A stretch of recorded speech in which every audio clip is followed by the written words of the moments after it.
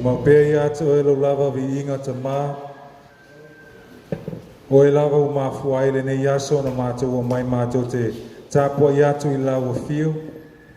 O se teimi silio na tāua le nei la mātou tāpua inga ia te oe. O le teimi mātou te whaalongolongo ai se e whetalai mai ia te mātou e alai la upu. O le upu le ola, o le pelu e whaatau ma ai ona I tū. E o hao e whaatau ma e whaapoto ia te mātou.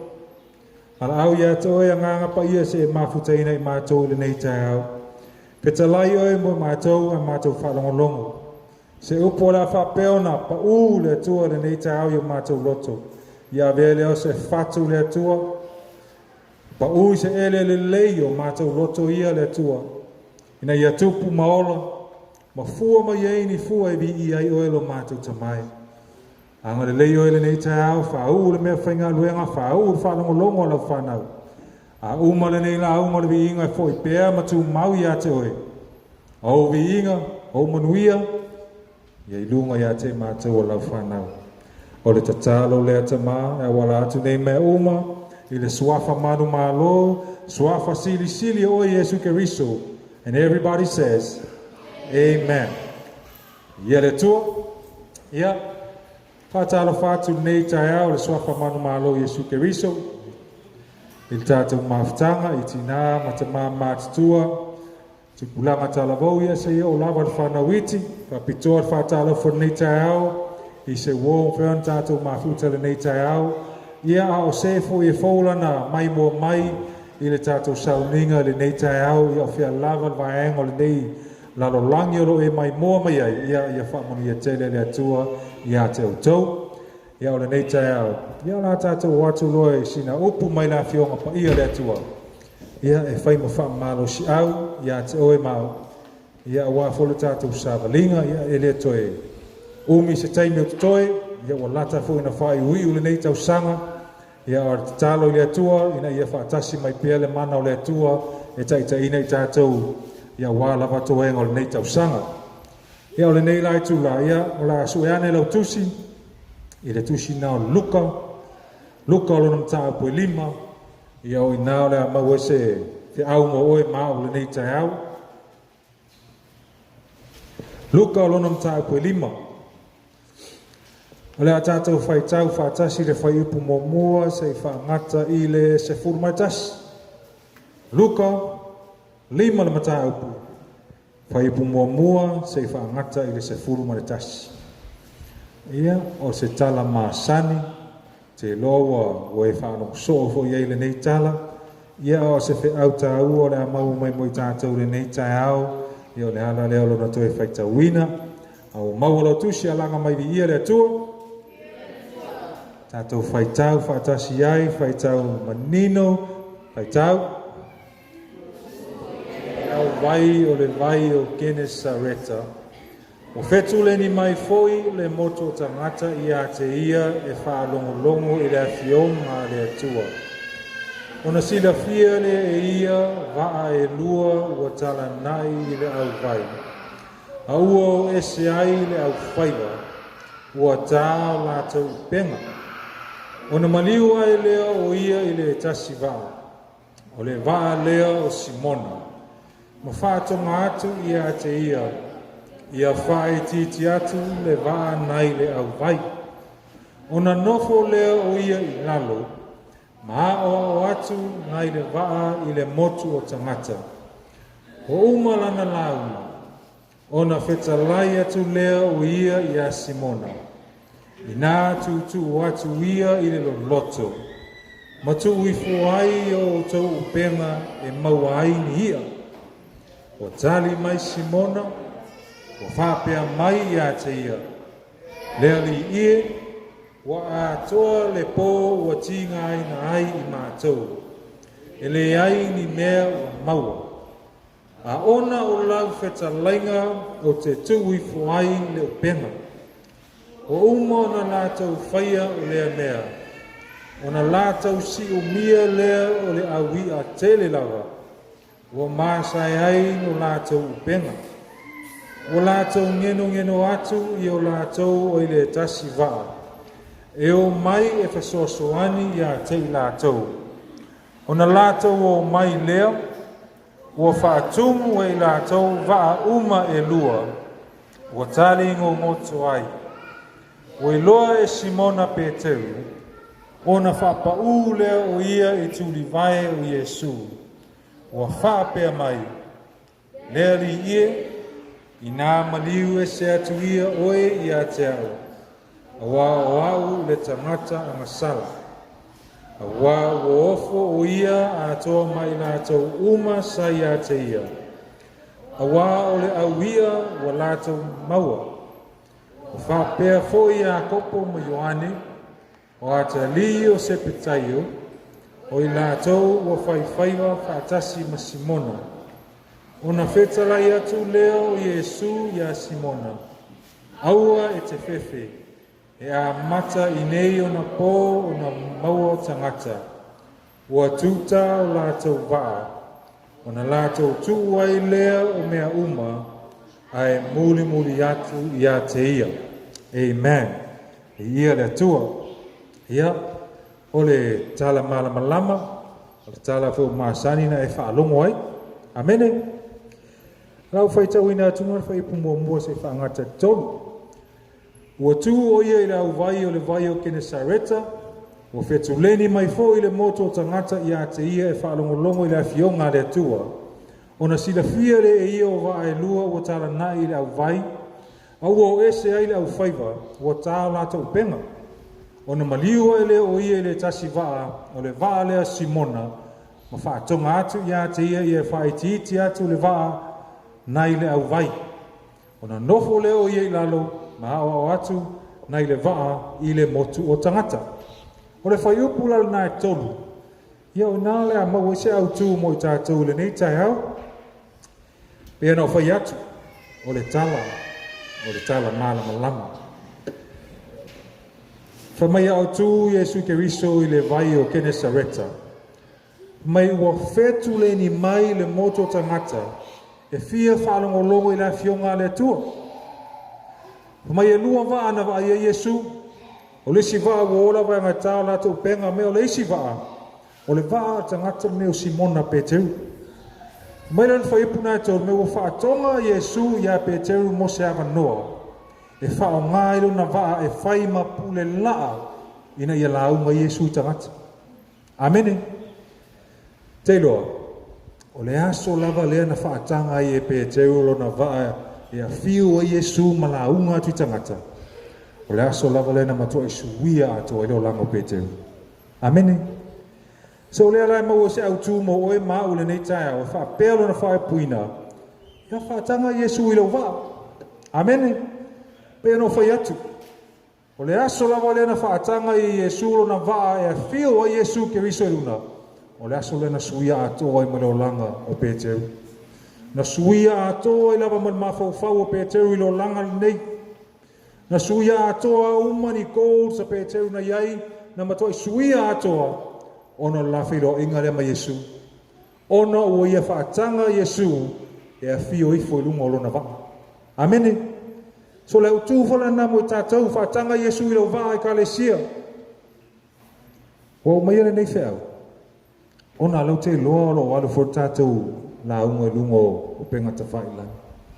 Tātou te le mai loa. O ai fwoi sisio lo mai mo mai le nei tai au. I le whaia fwoi sona whiwhilinga ve Iesu Keriso whai maali ma whaola lo no langa. Ai o se toi whawhangu le mo oe. O se wha maalo si au mo le tangata. E whaula na whaalongo le nei whi au. Amene. So ia whaatanga Iesu I lau wā. O sili. Ai sea te tau ona whaatanga Iesu I lau wā. Inai masina I o tutua le nei tausanga. Po le amatanga mawhio le nei tausanga.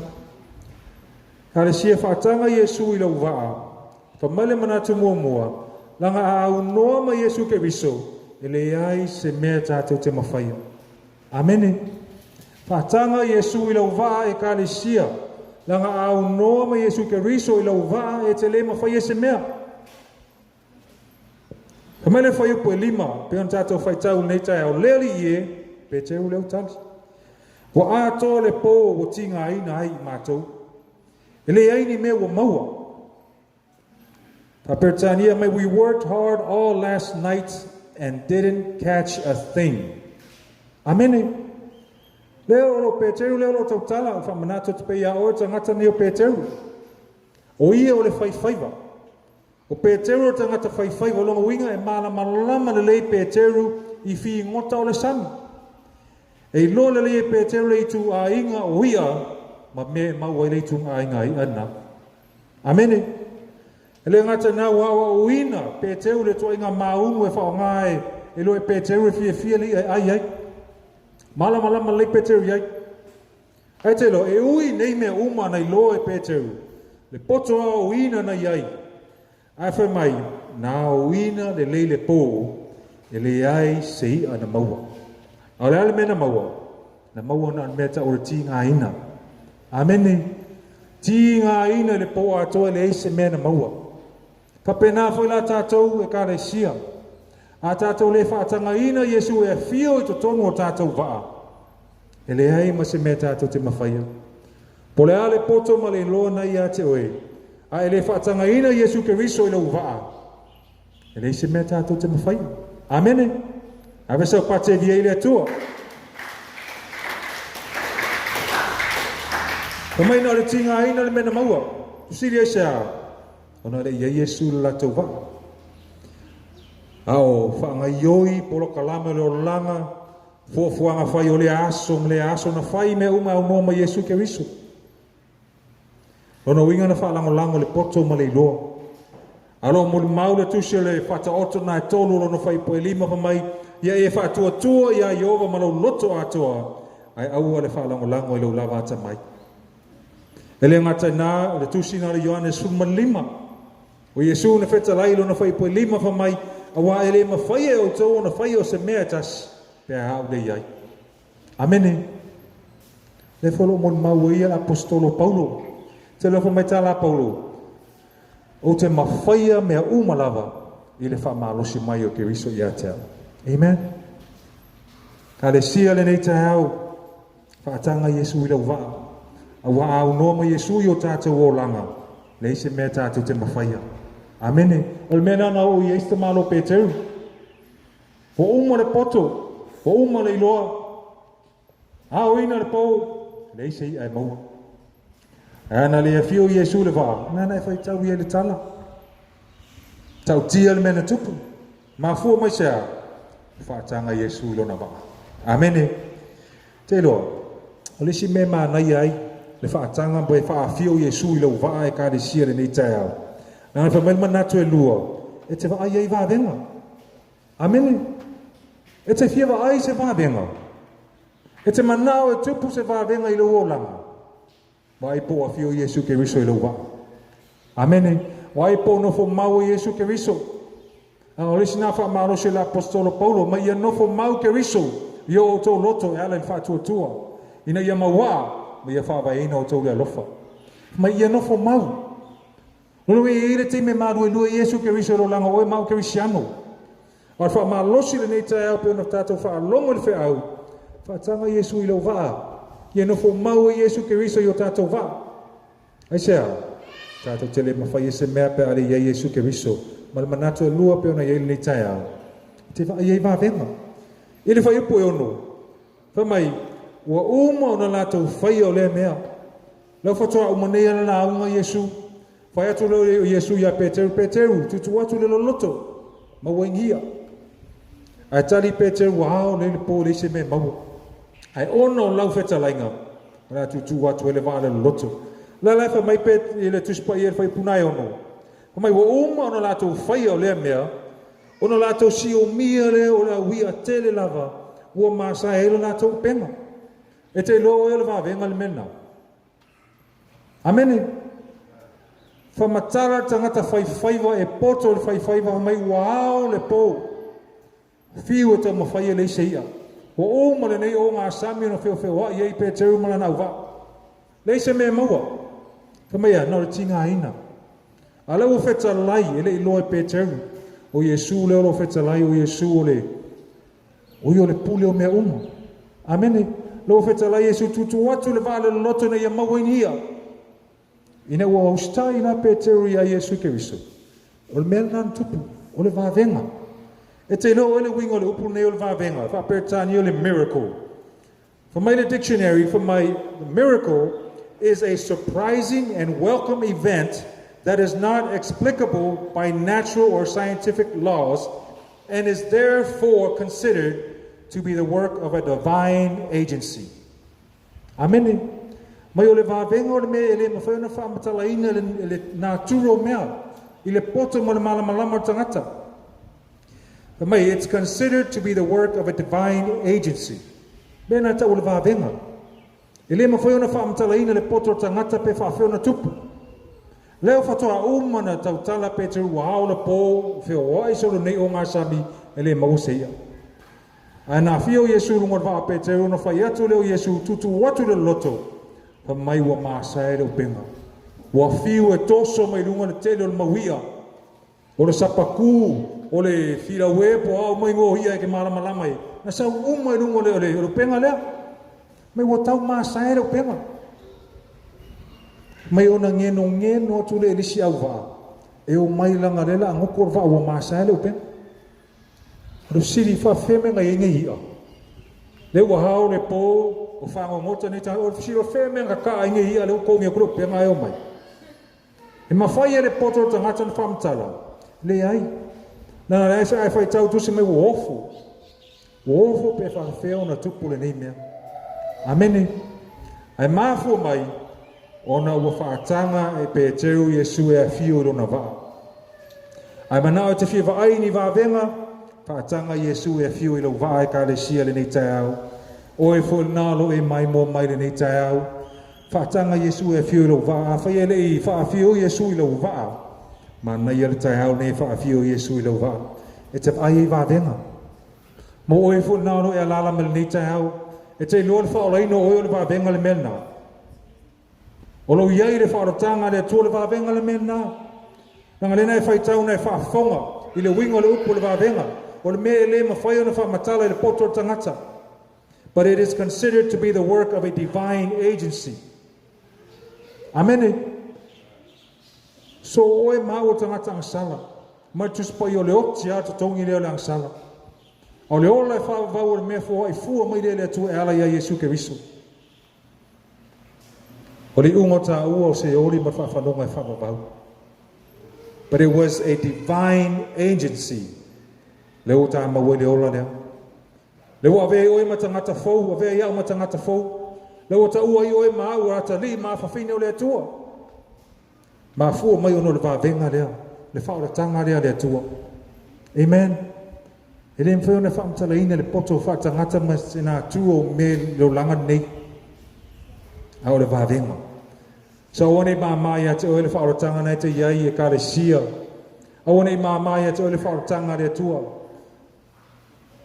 Langa e fa alonga le upule le alofa tu noa.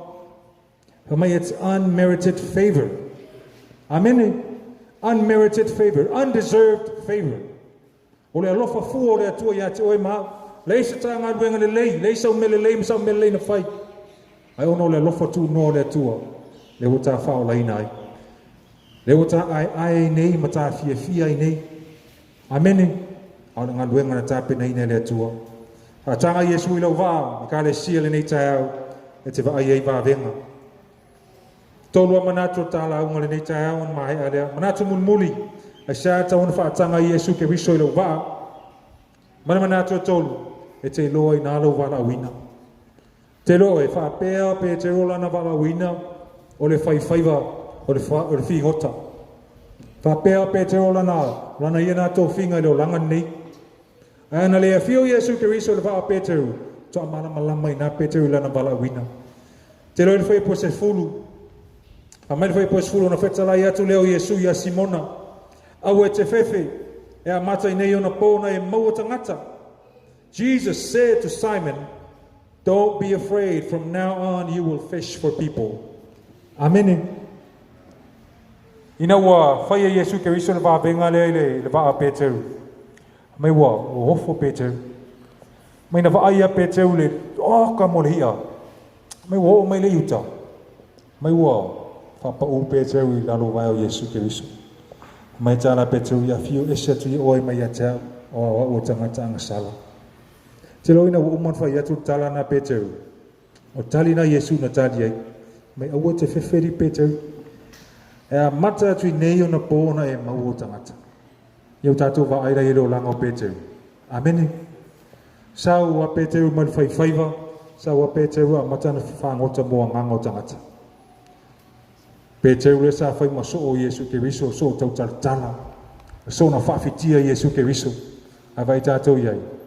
Ne u whatu muina le nganga o le atu le nganga pa ia. Mai na la unga Peteru fia. Toru wafe na whaoleina. Uma la unga na so malisilango 5 afe tangata whaoleina. Amene. Tau nuu e whamtalanga Yesu. Peteru. O le ngaluenga o ele la iai. O la ea le whangota mai a nganga o tangata mo le malo le atua. Amene. Ka le sia le nei tai au. Shaki ane po a fio mau Yesu ke riso I lau vaa. Nā ka melma nā tōtoro. Ia Yesu ke riso I lau vaa e ka le sia. O lea e loa lau vala awina. O lea manino lau vala awina mai le atua. Amen. Hau e alala me le nei tai au. O e loa lau vala awina mai le atua. A whai ele ai. To shaki tasi ane lava po ia Yesu ke riso I lau vaa. Amene. Le va venga mua le na va ye mato Peteru. Le va ale. Le tele mo le ia. O si va venga. Na so ane ai. Na faye yo na 5. Amen. Na mata na vai ufa malo loi Peteru ma. Le ngata na fa me Peteru na savali lungo le vai. Tau tia me no ye lo langa Peteru. Ai mafu isa. Na mata me la na sa ye fa tanga ina Yesu ke risolo na va. Amene. Mali tātou au tū le nei tai au. Tanga Yesu ke riso I lau va. A tono na e la pati whaapea le nei tai au. Ea va are kala ngoa me le aure. Maka mea le va are wa umma le va. Te mana e whai loa mto e wha manatu ia te o le nei tai au. O le va are na wha tanga ye. Peteru Yesu e fio iai. Mo oe maha o le nei tai au. O le va oe maha o tā loto. Amen. O ia Yesu ke riso I lau loto le nei tai au. O e whaafio ina Yesu ke riso le rio le ola I lau loto le nei tai au. Amene. A whai olo no fo mau mo no fo tupo Yesu ke riso I lau loto le nei tai au. No inga o e tau tala pe on tau tala paulu. Tātou te mawhaia mea umalava le whaamalo si mai o ke riso ia te tātou. Ele ngata nā, ele mutona e wa ai wa venga. Te lolo wala mai lisi aso o e maule maa nawa ola o lisi nā wa venga. Amene. Ile te leo me olo tupu ne lalangi e te ia te whaalongo ai. O ti mai lea. Ka mai ngā moe le pōwa e ngā halai fu malama e te au le ai. Amene. So every day you also uma te e halai vai mai ma leifu ai le tai au. Te lole wā venga le mena. Amene. Hoi mana tualana e whaafitai le tua le nā wā venga. I le wala whai mai le tai au. Mau le ola ma le maa losi. O le ea whaafauina. Te leo kerisiano e ngala. Au te mana e wha manatu ia te o le wāwenga le mena. Ai wha tanga ina Yesu I lau waa, po lau loto, o la e wa ia wāwenga. Tele mena wa ai ele au so o Yesu ke riso ina wala atou. Ina watu ua Yesu ke riso la atou e fio Yesu ke riso langi. Mai au ngāru nue lau so oka se tele o ngalu. Mamana mesa la atou whaia. E tusi o ngalu e ngalo sa wale tele o mena. Wāwenga te tele na whaia lau apostolo. E na mafua mai. Ona wala tu whaatanga Yesu ke riso lo la tau roto. Ona manatu munmuri pe ona yele nei tai au. A tātou whaatanga ina Yesu I o tātou roto. Ona e lolo wala wina. Te lo le upu lea le atua le te loa I lo wala wina. Le upu le lefa mai o le suru I o vai ma le malama lama I o wala. Le upu le na te whai loa mai atua I lo wala wina. O le upu voi le o Yesu ke riso lea. Ma Yesu ke riso o neo le ala o le upu moni ma le ola. Le mfaina ruatu se tasi tama pe ale ui atu ia Yesu ke riso. Ai fie loa lau wala wina. Make sure la ia Yesu ke riso ia te o emarau loto. Amene. E ka le sia le nei tai au. Whaatanga Yesu I o tātou wa. A whai foi. Wa alu nei tau sanga ma la tau sanga. Wa tau wha le tonu Yesu ke riso wale eno fo mau Yesu ke riso I lau loto. Ia leo to e watu wha manatu ia te oele nei tai au. E ta tau lawano ia Yesu ke riso I o tātou loto. Ano fo mau Yesu ke riso I o tātou loto. Ala le to e avelo loto ma mea wha ole ia te oi. Amene, ngalo puna tus pa ia. O le loto tangata me sili na fa ole ole. Ai ano fo mau ye ke riso yo tato loto. Taita ina Yesu ke riso i tato. Ave sau pace vi e le tu le nei tau.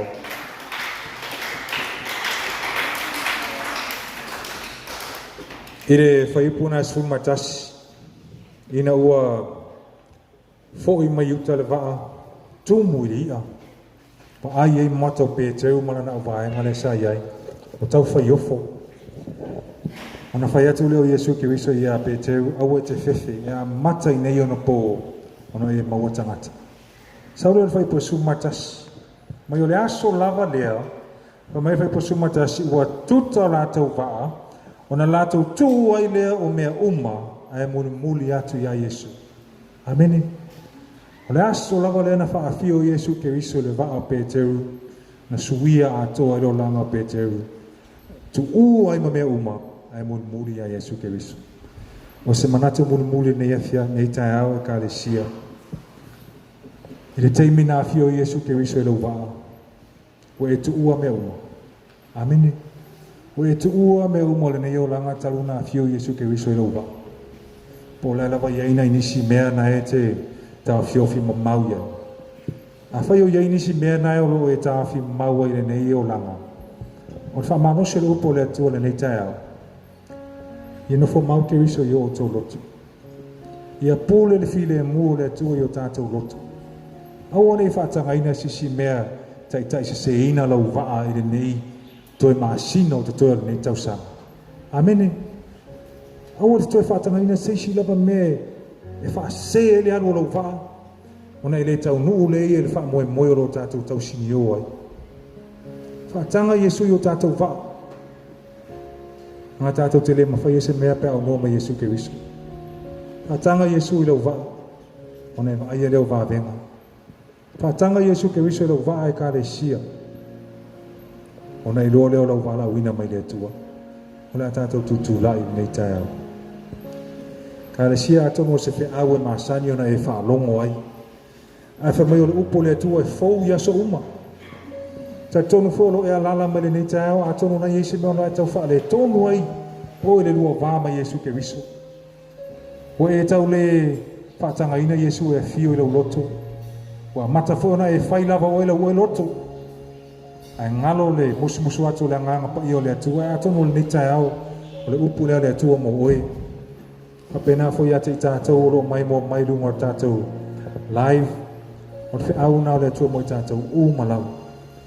Whaatanga Yesu i o tātou loto. O le waa, o lau loto lea malau loto. Ana fo mau Yesu ke riso i o tātou loto. E te tauona mau waa. Ma ia whaawaina i tātou le lofa. Whamanu ia tele le atua. I lau whaanongolongo le nei tai au. O le ausu atu e teams tātou pese le nei tai au. Ma fau le upo le atua. Ai po fea na iei lau loto po ai na e nofo i lau loto. A fai e te loa na alo tau malu e lue pe leo nofo mau fo Yesu ke riso i lau loto. Me te le sau e le nei tai au. Sau e tu atu lau loto ia te ia le atua. Lau loto lea o tele o teimi wa. Wa upule lava au ma fai me mana o i lau loto. Ai ono lau upo le nei tai au au sau le atua toi ofo i na atu ni ate oi. Pule mai oe le atua i lau nei loto. Tai oe mai na umaro nei o langa. Ia mawalunga lau viinga i me uma o te whaia. Hallelujah. Tātou kolo mai mua mai le tātou lai. Whea rawa le mea lo i ai. Nona tu watu aro roto i le atua le nei tai au. Olo whaafafonga o ia i lau roto le nei tai au. Whai po ia le whaia se whiwhiringa. Ia vea Yesu ke riso. E whaafio i lau roto. O lau tai au le nei. Hallelujah.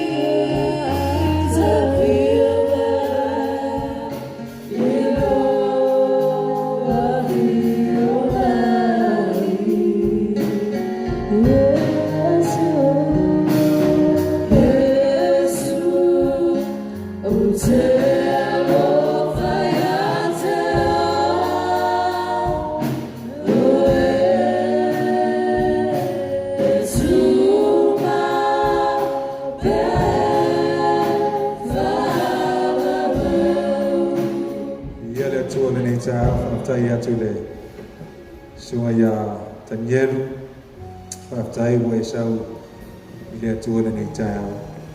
Sa tonu lava o lo roto ato ina ia no fo mau Yesu Keriso i lo roto. Atonu fo lo yaini fita man mea whaingata o lo e ui e fo le nei mai tau e whaftai o e whaia se whiwhiri ngatono te sauai e tu ina atu lo roto i a te ia. Na ia wha mautuina Yesu Keriso i lo roto. Ina ia mawhai o na wha tumuina Yesu Keriso lo roto i lo na mamalu. Aona wha tumu Yesu Keriso lo roto i lo na mamalu. O lea le mawhai e isi mea vai vai o le nei o langa o na tu mau. O lea mata o na to uru ese vai vai inga o le nei o langa. O lea wha peo na susulu ma rosi Yesu Keriso i o tātou o langa. O lesi mea o te manao e whai loa ia te oe, pa mai tāna tuspa ia, mai Yesu Keriso au nei o le ala, upu moni ma le ola. E le sao atu lava se tasi il tamao, pe a le ui atu ia te ia. Lono winga, pa mai Yesu Keriso a au le iai i lo loto, e te le sao i le ola e whapavau. Amene. A le iai Yesu Keriso, a le nofo mau Yesu Keriso i o tātou loto, e le ma whaiona tātou sao atu i le ola e whapavau. Le nei tai au, o tātou whuelo whaafonga mai i atu nuu i whafo. Tu atu lo loto i le atua, o le au sau ni es tātou te tālo le nei tai au, le atua lo mātou ta mai. Whaaftai te le lava i lau upu le nei tai au o mātou whaalongo longo ai. E ui le atua no se whi au e maasani o na angiangia pēi o mātou whaalongo le atua, o lau ngaina e au auna, ai e fou pela upu ia te mātou ia so uma le atua lo mātou te mai. Ta tonu fo le nei tai au, iai lava se tasi. O lo whaalongo longo mai le atua i le nei whi au. Ma lātou talia i o Yesu Keriso i o lātou o langa. Wha maula lalo lātou loto. Ma wha fio o Yesu Keriso i o lātou loto le atua. Ta mā i e wha manuia ia te lātou. Wo mai ia te oe le nei tai au. Ele ngata e tono nei maftanga o lātou whoro mai mua mai atu nui whafu. I e whamanu i atu le atua i ate i lātou. O a fo ini mawhatianga lo ui ai lātou. O a fo ini mawhaanga le atua. O a laiona tau mamau ma oe le atua. Whalele e oe mea uma le nei tai au. O lātou o mai ate oe le atua. Si atu o lātou au i ate oe le nei tai au. Matu ina atu o lātou loto i ate oe. Ina ia e a fio ai Yesu Keriso, mai e nofo tū mawai. A vea pea oe ma malama e susulu atu le atua mai to tono o mātou nei tangata. Ia atangia i mea uma mātou te whaia, ina ia mawalunga, ma mawalunga i ro lava vi inga lo mātou te mai. Anga le lei mai whamanuia, i lau e kāre sia, lau o auna sa tai ta ia le nei sau ninga le atua lo mātou te mai, ia i pēlau whaunga mana i lunga ia te ia. Le tīma lo langi ina ma pese i nau vi inga lo mātou te mai. Whamanuia ia te nātou. O e foi sa, moli mau ma tau tau lo le lei ma lo ma tau tia le atua lo mātou te mai. Anga le lei pe oe ma whamanuia ia te nātou. Whamanuia oe le atua i wo wa sia lo malu le nei tai au. Wa i foi inise o fōla lātou mai moa me le nei tai au le nei sau ninga. Ia iai au whamanuia anga le atua ia te nātou. Whaaftai tere te mare nei maftanga whamanuia oe le atua, e le au whainga nuenga i wesenga awa o mati a konu, ai le ngatai lea. O ofisa o la lata i tasio lau e ka le sia le atua. Ia te ila tau pēla nganga le awa man matau ia te oe, au auna ia te oe man wha maoni i tau whinga o e tu ina ia te ila tau. Whamanuia fwoi oe le atua le la lao le media, o lo ngafa ma le pu e ina o nei sau ninga le atua lo mātou tamai. Fwai pele poto ma le loa, a wā lava le ngā ruru e le nei vaenga o lau e ka le sia. Te mā, e le mawhena whaangaloina nei a inga, o nei a mātou pāanga. O wō mai maasani o lo whaafonga mai le nei tai au, le nei live. Ia e whamanu i atu i ate i la tau lo mātou atua. Le tina ia siala le atua, o le a inga o le tina ia mareta, o le a inga o sineti, o lo mai mua mai le atua, ai meise o isi uma a inga o lau e ka le sia. Le a inga o matangi, le whanau ia Viliamu, ma paula le atua, ma ropati, ia iau whamanianga i ate i la tau uma lava lo mātou te mai. O nisi o ele i la wina, ia anga le lei mai whamanu i atu i ate i la tau lo mātou atua. lau au na fo ia se au le tua marwhatu mātou wala wala i ono nei wha mai. Anga le lei mai wha malo lo pe i o la ua tino. Ta pinene o se aso mātou tito e whailoa i elo mātou atua. A ingo lau e kāre sio wha tau tau rie mai i le tino. Lau wha malo longa ato atoa le atua ia te lātou. Le tina ia puna le tamai ia erkosi. Tamai ia motu le atua lo mātou tamai. E iai lau wha malo longa ato atoa i o lātou tino. Whaftai tele tamai le mana lau wha malo longa ia te lātou. Tamai ia fōi matu mau pēr ia te oe lau lava vi inga. Nei māso uma se ia o lava le whavavau lava. And everybody says, Amen. Whaftai, tātou walala mai lalo. Ia le tua. Ia whamani e tele le tua.